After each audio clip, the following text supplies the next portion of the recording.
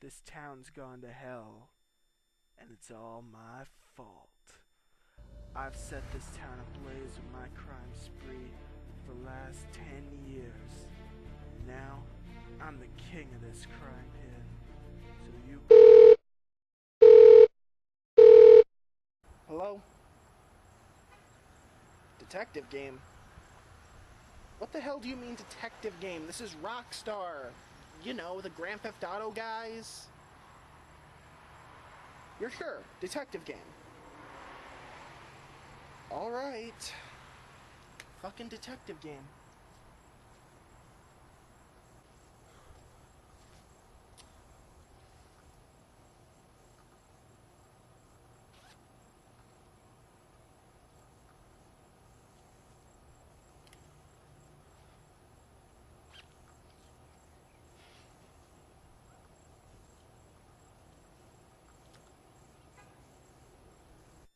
This city's gone to hell, and I'm gonna be the one to fix it.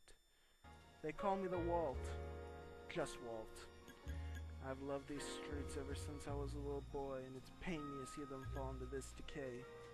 But now, I'm here to fix it all.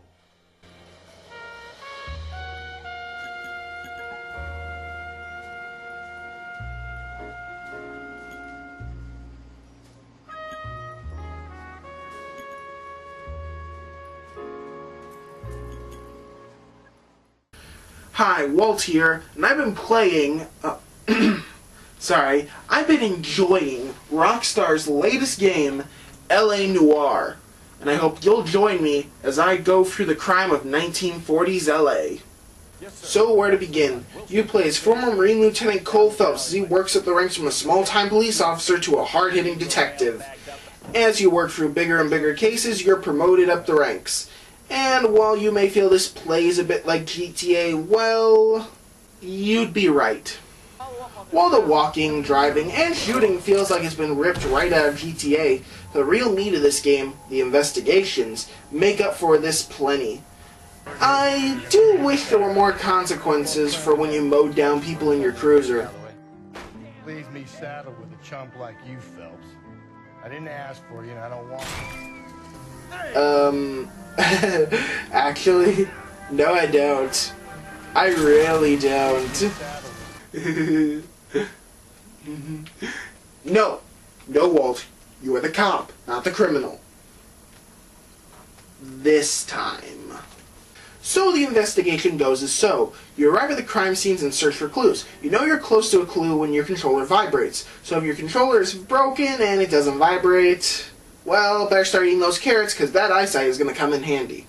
You examine each clue by moving it around with the left analog stick, though much of it will most likely be worthless. Once you've found all the evidence, often you have to go interrogate suspects to proceed. And one of the big things about this game, even stated in detail on the back of the box, is the new facial animation technology. Now, of course, all new technology often has bugs in it that need to be worked out for later use. So, how does this new facial technology work out in this game? In my opinion, really well. The simplest twitch in a person's face can either send you on the right track or throw you for a loop. This game revolves around the interrogation of various suspects, and even failing to get certain information of them will cause you to fail. Though the game is flexible with this. You get 3 choices. Truth, which is when you believe what you're being told. Doubt, where you pressure the suspect into giving you more information. And lie, where you have to prove with evidence that they're giving you false information. A chime will ring when you choose correctly. Truthfully, this just makes the game all the more intense. Having to watch the person's face carefully, deciding how you're going to react. If they are lying, what evidence can prove that they're lying? Of course, no post-World War II LA would be complete without random gun shootouts. After working various cases, you start to become a nuisance to the crime gangs hanging around, to the point where they'll just try and take you out in broad daylight.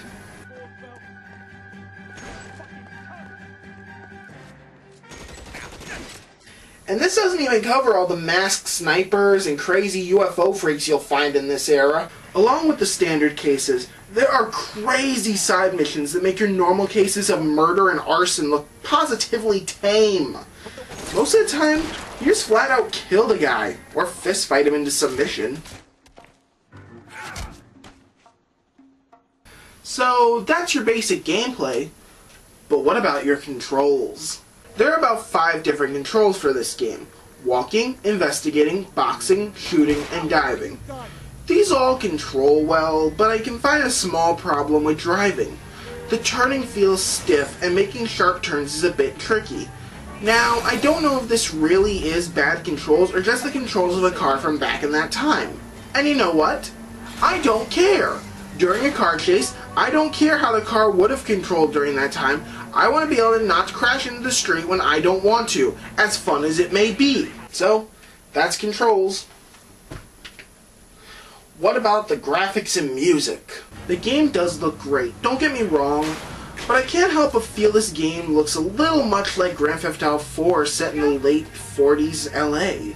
Now, I wanted to chalk this one up to me being new at this, but I really do think GTA and L.A.Noire looked a lot alike.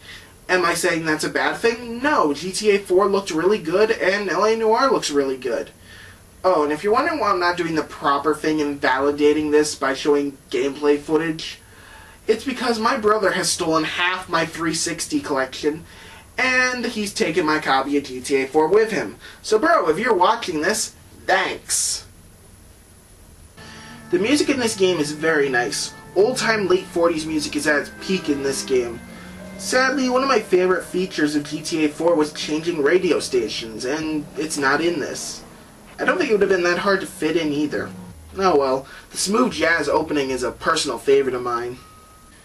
Okay, final verdict, this game was a lot of fun, but I don't think it's going to draw in the same crowd that GTA draws in. But that is a good thing, because I think this will allow Rockstar to build up a whole new fan base for this game alone. And I really hope they release something along the lines of this rather than another GTA. Just my personal opinion. Final verdict for this game would be an 8.5 out of 10. A very fun game and highly recommended. So folks, that's all the time we got. I'm Walt, and I'll see you next time.